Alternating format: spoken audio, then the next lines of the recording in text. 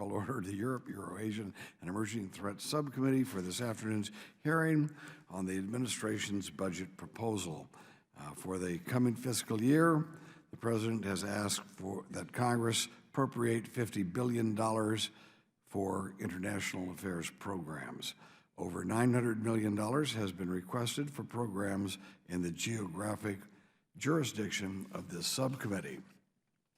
This amount is much greater than what was sought just a few years ago, and I take this increased level of spending as an indication of our government's renewed focus on the region, especially in Eastern Europe. Increasing our efforts in that part of the world to grow diplomatic links and improve prosperity is a good thing. Yet, let me note that we are currently $19 trillion in debt, and we've added $1 trillion to that since this same hearing was held last year. And every dollar we use to help people of foreign countries places that much more of an additional burden on the backs of the American taxpayers and their children. All the government programs should meet a high standard, but foreign assistance, in particular, if it is to be given at all, must meet rigorous standards of accountability. Congress has a duty to scrutinize the President's request to make sure that it is responsible and that it properly supports our nation's priorities. During my time in Congress, I've participated in many hearings on assistance programs.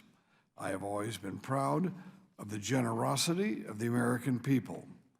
They are willing to lend a hand to less fortunate people whom they have never met.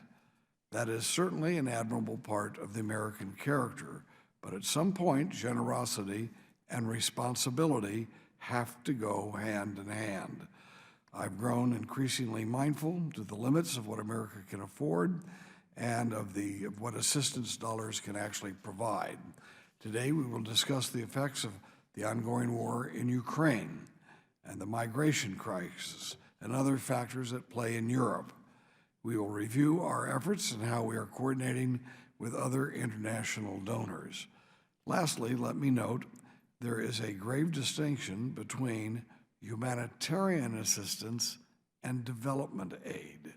Of course, we should be ready to respond to natural disasters, earthquakes, floods, and the like. However, development funds can't work if recipient countries do not undertake sound economic reforms. The role of government assistance is not to replace private investment. Private investment has to go hand in hand, or eventually we will fail to accomplish our goals. Without objection, all members will have 5 legislative days to submit additional written questions and extraneous material for the record. Hearing none, I so ordered. And with that, I turn to my ranking member, Mr. Gregory Meeks, for his opening statement. I want to thank you, Chairman Rohrabacher.